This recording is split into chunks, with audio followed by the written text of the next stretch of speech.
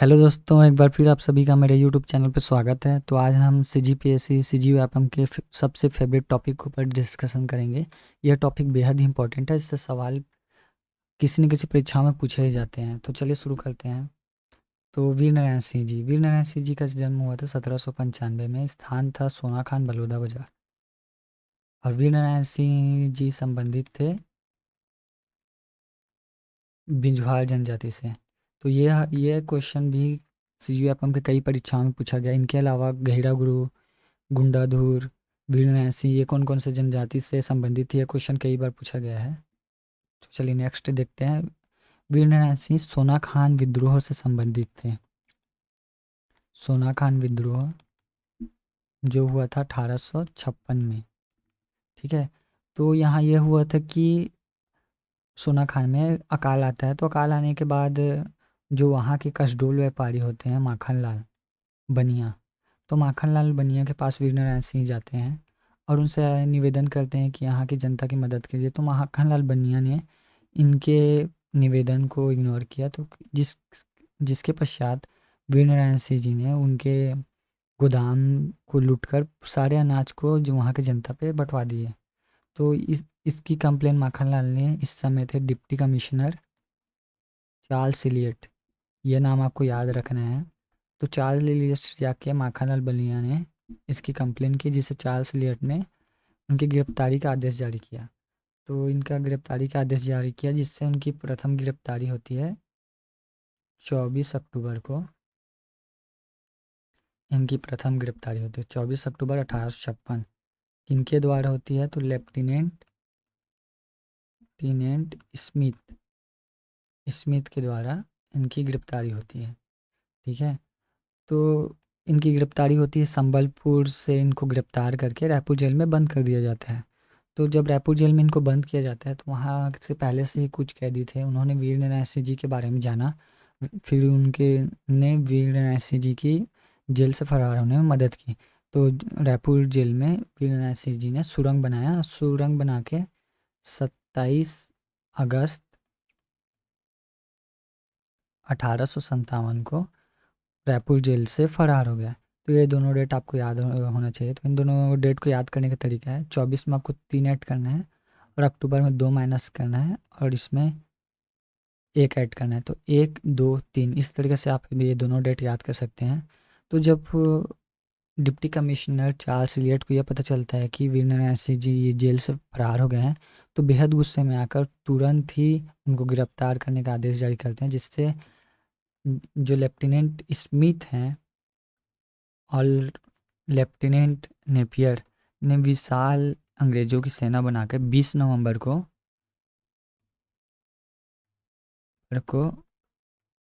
सोना खान के जमींदार वीरनारायण सिंह जी को गिरफ्तार करने के लिए गए। तो वीरनारायण सिंह जी ने पहले ही से ही जानते थे कि अंग्रेज बहुत ही अत्याचार थे। तो उन्होंने क्या किया कि सोना खान को पूरा खाली करवा दिया और वीरनारायण सिंह जी के जो बेटे होते हैं, उनके बेटे गोविंद सिंह को बाहर भेज देते हैं। तो उसके बाद अंग्रेज इतना ही क्रूर थे कि उन्होंने क्या किया कि पूरा सोना खान को आग लगा दिया, जिसको देखकर वीरनारायण सिंह जी ने सोचा कि इनसे लड़ाई करना व्यर्थ है, इससे लड़ाई नहीं करते हैं। सोचकर वीरनारायण सिंह जी ने 2 दिसंबर को आत्मसमर्पण कर दिया। यह भी डेट बहुत इंपॉर्टेंट है। फिर इसके बाद चार्ल्स इलियट हैं, जो कि डिप्टी कमिश्नर थे, उनका आदेश आता है कि इनको फांसी की सज़ा दी जाए। तो इनको फांसी होती है 10 दिसंबर, 8 दिन बाद इनको फांसी होती है। ये भी डेट बहुत इंपॉर्टेंट है। इस डेट को भी कई एग्ज़ाम में पूछा गया है। तो इनको फांसी होती है। तो इनको फांसी हुई थी रायपुर के जय स्तंभ चौक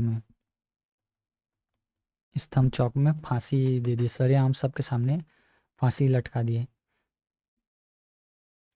तो जब फांसी लटकाए तो इसको वीर नारायण सिंह जी को छत्तीसगढ़ के स्वतंत्रता संग्राम के प्रथम शहीद कहा जाते हैं। प्रथम, ये भी क्वेश्चन बार बार पूछे गए हैं कि छत्तीसगढ़ के प्रथम शहीद कौन है, छत्तीसगढ़ के अंतिम शहीद कौन है? तो छत्तीसगढ़ के प्रथम शहीद कहलाते हैं वीर नारायण सिंह। और इस विद्रोह के समय कुछ पदाधिकारी थे, इनके बारे में भी पूछा जाता है। तो इस समय नागपुर कमिश्नर था, नागपुर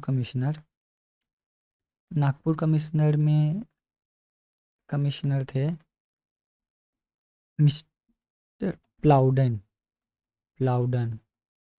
और डिप्टी कमिश्नर तो मैंने बार बार इस कहानी को सुनाते हुए आपको बताया है कि इस समय डिप्टी कमिश्नर थे चार्ल्स लियट। इन्हीं के आदेश के कारण वीरनारायण सिंह जी को फांसी हुई। और इस समय पुलिस अधिकारी थे जिन्होंने वीरनारायण सिंह जी को गिरफ्तार किया। कैप्टन स्मिथ और लेफ्टिनेंट नेपियर। कैप्टन स्मिथ व लेफ्टिनेंट नेपियर। ठीक है। तो यह विद्रोह ऐसे ही सफल नहीं होता, लेकिन इसमें क्या हुआ कि कुछ हमारे ही लोगों ने, छत्तीसगढ़ के लोगों ने अंग्रेज़ों का साथ दिया। तो इनमें साथ देने वाले आदमी का नाम है, इसमें देवरी जमींदार जो कि वीरनारायण सिंह जी के चाचा होते हैं, महाराज साय, इन्होंने अंग्रेज़ों का साथ दिया। पहला देवरी के जमींदार, दूसरा हो गया भड़गांव जमींदार, फिर भड़गांव के पास ही तीसरा बलौदा बाजार, नहीं बलौदा बाजार नहीं, सॉरी, बिलाईगढ़ के जमींदार। चौथा है कटंगी कटंगी के लोकशाह और त्रिलोकशाह ने भी साथ दिया अंग्रेज़ों का। और सिवरी नारायण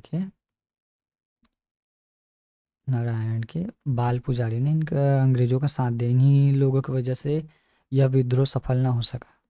ठीक है।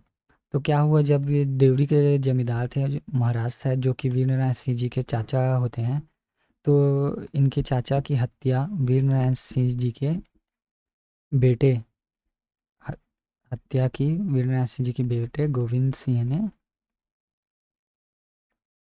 सुरेंद्र साय जो संबलपुर के थे उनके साथ मिलके महाराज साय की हत्या कर दी।